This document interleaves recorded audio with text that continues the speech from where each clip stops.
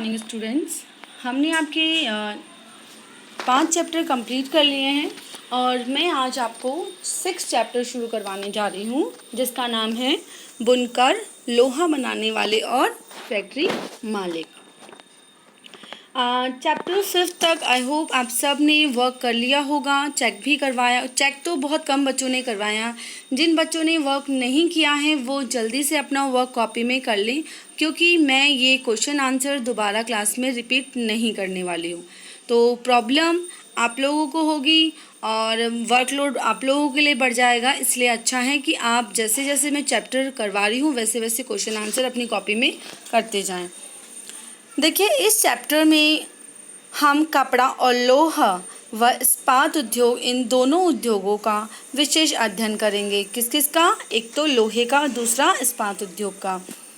हम देखेंगे कि ब्रिटिश शासन के अंतर्गत भारतीय कारीगरी और उद्योगों की क्या दशा थी। आधुनिक विश्व में औद्योगिक क्रांति की दृष्टि से ये दोनों ही उद्योग बहुत महत्वपूर्ण थे। सूती कपड़े की मशीन उत्पादन ने ही 19वीं सदी में ब्रिटेन की दुनिया का सबसे प्रमुख औद्योगिक राष्ट्र बना दिया था। 1850 के दशक में जब ब्रिटेन का लोहा और इस्पात उद्योग भी पनपने लगा तो ब्रिटेन दुनिया का कारखाना कहलाने लगा। ब्रिटेन के औद्योगिकरण और भारत पर ब्रिटिश विजय और उपनिवेशीकरण में गहरा संबंध था। आप अध्याय में 2 में पढ़ चुके हैं कि ईस्ट इंडिया कंपनी के व्यापारिक हितों की रक्षा करने के लिए किस तरह भारतीय भूभागों पर कब्जे हुए और किस तरह व्यापार का ढांचा बदलता गया। हमने चैप्टर 2 में पढ़ा था कि किस तरीके से जो अंग्रेज थे हमारे यहाँ पर केवल व्यापार के उद्देश्य को लेकर आए थे और धीरे धीरे उन्होंने अपने साम्राज्य का विस्तार हमारे यहाँ पे किया और भारतीय भूभागों पर कब्जा किया। 18वीं सदी के आखिर में ईस्ट इंडिया कंपनी भारत से चीज़ें खरीदती थी और उन्हें इंग्लैंड व यूरोप की बाज़ारों में ले जाकर बेच दिया करती थी। इसी क्रय विक्रय से उसे काफ़ी भारी मुनाफा होता था। मुनाफा मतलब लाभ होता था। जैसे जैसे ब्रिटेन का औद्योगिक उत्पादन बढ़ने लगा, वहाँ के उद्योगपति भारत को अपने औद्योगिक उत्पादों के विशाल बाजार के रूप में देखने लगे। इस तरह ब्रिटेन से तैयार माल भारत के बाज़ारों में आने लगा। इससे भारतीय शिल्पों और उद्योगों पर किस तरह के असर पड़े, इस अध्याय में हम इन्हीं सवालों पर चर्चा करेंगे। क्योंकि जो उद्योगों के लिए कच्चा माल था वो भारत से लेकर जाया जाता था और तैयार माल को कहाँ पे बेच रहे हैं? वो कच्चा माल लेके जा रहे हैं और सस्ती दरों पर तो खरीदा जाता था, लेकिन तैयार माल को वो वापस भारत में आकर दुगनी तिगनी कीमतों पर बेचते थे। तो यहाँ हमारे जो लघु उद्योग और कुटीर उद्योग थे उससे काफ़ी नुकसान हुआ इनको। और देखिए, अब भारतीय कपड़े और विश्व व्यापार। देखिए, भारत का जो कपड़ा उद्योग है वो सबसे पुराना उद्योग और सबसे महत्वपूर्ण उद्योग था।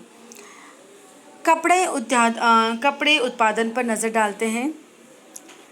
बंगाल पर अंग्रेज़ों की विजय से पहले बंगाल पे हमने पढ़ा था कि नवाब थे, मीर जाफ़र, मीर कासिम वगैरह पढ़े थे ना। फिर लास्ट में नवाबों को सत्ता देने की जगह अंग्रेज़ों ने पूरा वो स्वयं ही वहाँ के अपना साम्राज्य विस्तार कर स्वयं ही वहाँ के सारे शासन की बागडोर उन्होंने खुद नहीं संभाल ली थी। बंगाल पर अंग्रेजों की विजय से पहले 1750 के आसपास भारत पूरी दुनिया में कपड़ा उत्पादन के क्षेत्र में औरों से कोसों आगे था।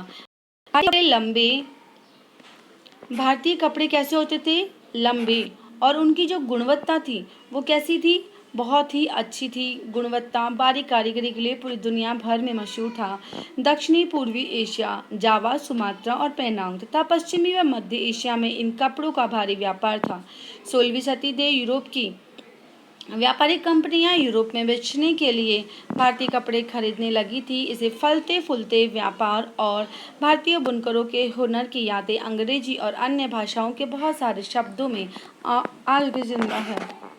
ऐसे शब्दों की जड़ों को ढूंढना और उनके अर्थ जानना बड़ा मज़ेदार है। तो देखते हैं, देखिए, जो प्रमुख सूती वस्त्र उद्योगों के कारखाने थे अहमदाबाद, सूरत। इंडोनेशिया में भी इस बुनाई का भारी बाजार था और वहाँ यह स्थानीय बुनाई परंपरा का हिस्सा बन गई थी। शब्दों में इतिहास छुपा है। देखिए, कपड़े की क्या क्वालिटी थी, कपड़े की क्या गुणवत्ता, क्या विशेषता थी।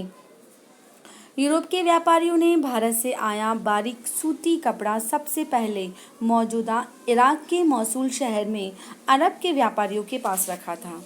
इसी आधार पर वे बारीक बुनाई वाले सभी कपड़ों को क्या कहते थे? मसलिन मतलब मलमल कहने लगे। मलमल का कपड़ा कैसा होता है? बहुत ही सॉफ्ट होता है, बहुत मुलायम होता है, उसके रेशे बहुत बारीक होते हैं। जल्दी ही यह शब्द खूब प्रचलित हो गया। मसालों की तलाश में जब पहली बार पुर्तगाली भारत आए तो उन्होंने दक्षिणी पश्चिमी भारत में केरल के तट पर कालीकट में डेरा डाला। यहाँ से वे मसालों के साथ साथ सूती कपड़ा भी लेते गए। कालीकट से निकले शब्द कैलिको कहने लगे। क्या? कालीकट से निकले शब्द को क्या कहा गया? कैलिको कहने लगे। बाद में हर तरह के सूती कपड़े को कैलिको ही कहा जाने लगा। पहले क्या बोलते थे? मलमल। और दोबारा जब कालीकट स्थान पर आए थे पुर्तगाली और वहाँ से जो कपड़ा वगैरह लिया करते थे उसे हम किस नाम से जानने लगे? फिर हम कैलिको के नाम से। तो सूती वस्त्र को फिर कैलिको के नाम से जानने लगे। ऐसे बहुत सारे शब्द हैं जो पश्चिमी बाजार में भारतीय कपड़ों की लोकप्रियता की कहानी कहते हैं। सॉरी। चित्र 3 में आप एक ऑर्डर बुक का पन्ना देख सकते हैं।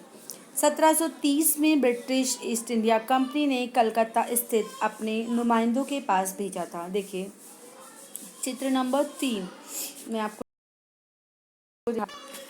ये है चित्र नंबर 3। इसमें क्या लिखा हुआ है? ईस्ट इंडिया कंपनी का एक पन्ना है। बही होती है ना, बही खाता वगैरह जिसमें अपन जो भी लेन देन होता है उसको मेंटेन करते हैं, वो है ये। गौर से देखें बही में किस तरह एक चीज़ की कीमत लंदन में ही तय कर दी गई थी। देखिए यहाँ 6000, फिर यहाँ है 2200, है ना। ये देखो पूरी बही खाता की एक पन्ना है ये बही बुक का। और ये क्या है?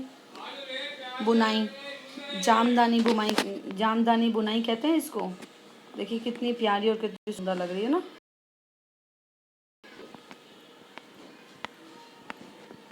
आइए इसके बारे में पढ़ते हैं। गौर से देखें कि बही में किस तरह एक चीज़ की कीमत लंदन में ही तय कर दी गई थी। ये सामान मंगाने के लिए कंपनी को 2 साल पहले ऑर्डर देने पड़ते थे, क्योंकि ऑर्डर को भारत भेजने की ज़रूरी कपड़े बनवाने और उन्हें वापस भिजवाने में इतना समय लग ही जाता था। जब कपड़े के थान लंदन पहुंच जाते थे तो उन्हें नीलामी के ज़रिए बेच दिया जाता था। और नीलामी में क्या होता है? जो सबसे ज़्यादा बोली लगाएगा उसे ही वो कपड़ा बेच दिया। तो आज हम इतना ही पढ़ेंगे, बाकी हम कल देखते हैं, ठीक है।